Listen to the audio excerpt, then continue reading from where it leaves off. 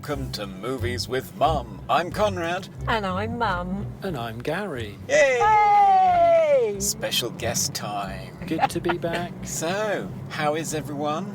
All good. Bit of a cold, but glad to be back today and looking forward to the film.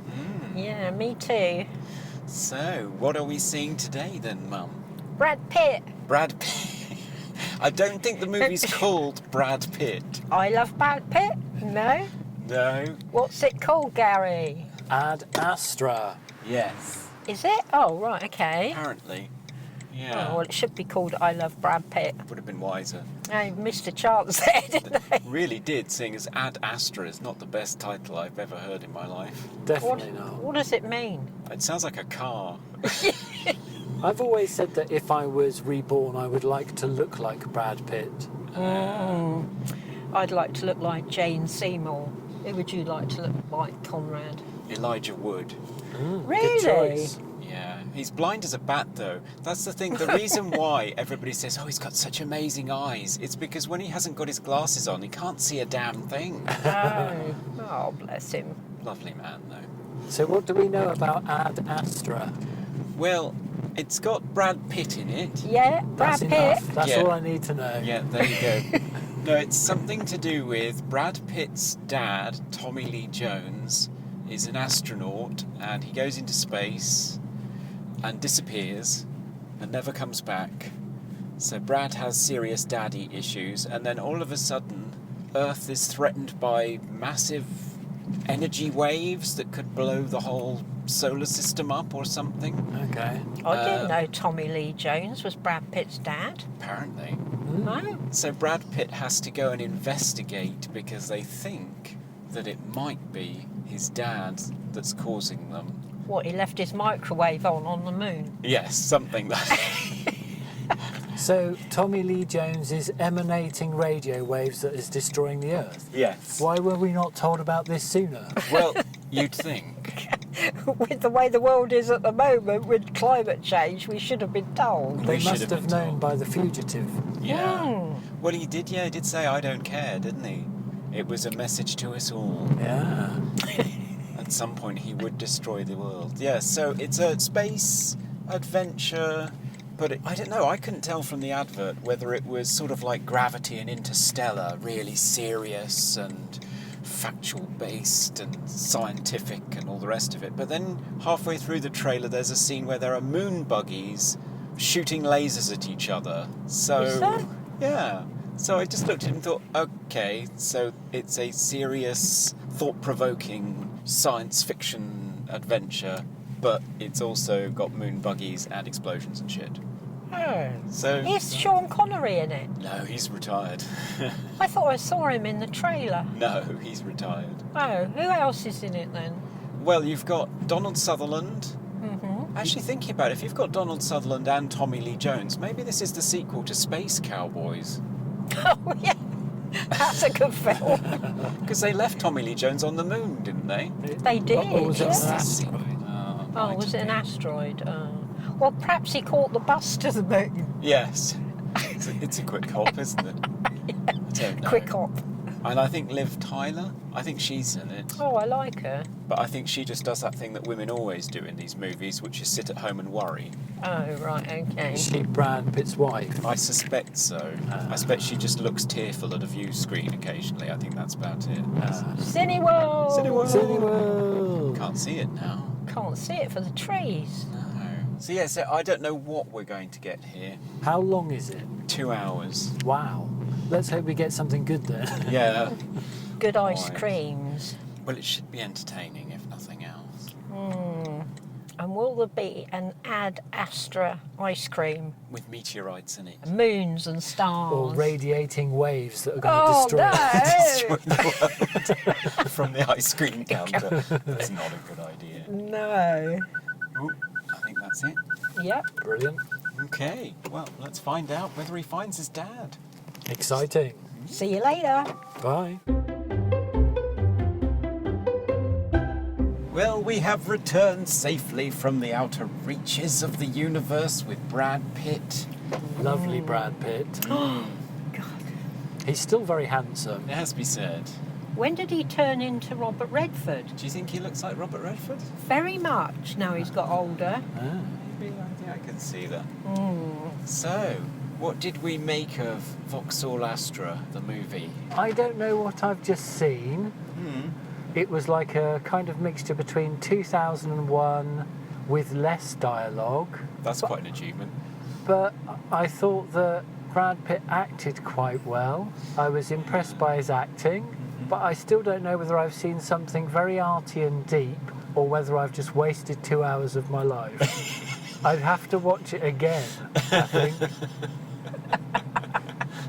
Yeah, I think the dichotomy we saw in the trailer, which was very deep introspective space journey into the self, plus moon buggy laser duel, was reflected throughout the whole movie, because most of the movie seemed like a really po-faced perfume commercial.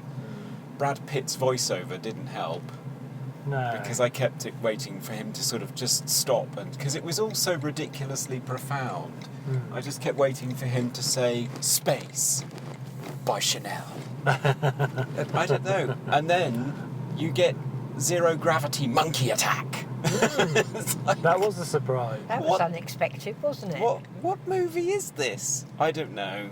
And the only story that they eventually came up with was disaffected, socially maladjusted guy who's so focused on his job he hasn't felt anything. Goes all the way to, what was it, Neptune, to roughhouse with his dad and surf on the rings to learn how to love again. and then he comes back and presumably speaks to Liv Tyler, who hasn't said anything throughout the whole movie. Yeah, she had a great part. She didn't really did, didn't she? She made one FaceTime call and then showed up in slow-mo with a fetching coat. How much money did she get with that? I want that job. I want 1% of what she got paid Well, for that yeah. job. I could have turned up and looked demure in a lovely coat. I'd do anything for Brad Pitt in a demure coat. For that amount of money.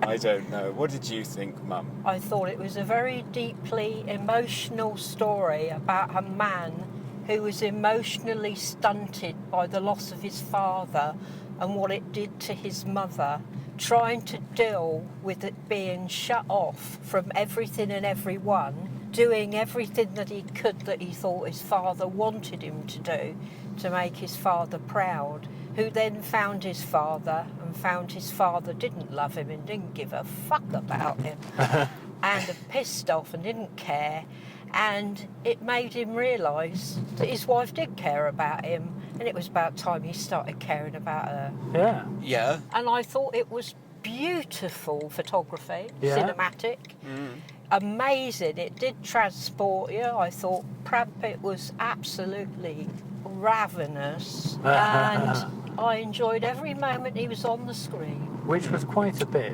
Yeah. Yeah. But I think, like you said, I think he played it very well. Yeah. I think he acted very well. He And I did. think we don't really give away the plot to the story, do we? But it's got quite an important thing at the end Yeah. about the planet, which was Yeah. important. And timely. Yeah. Yeah. But it didn't play it up very big. And I presume that at the end, I was expecting he was going to come back and they were going to make him a hero the same as his father. I don't know. I don't know. You don't know that. He'd probably just end up in jail seeing he's killed everybody he came into contact with. Yeah. That's what I don't mean. know. I don't know what I've seen.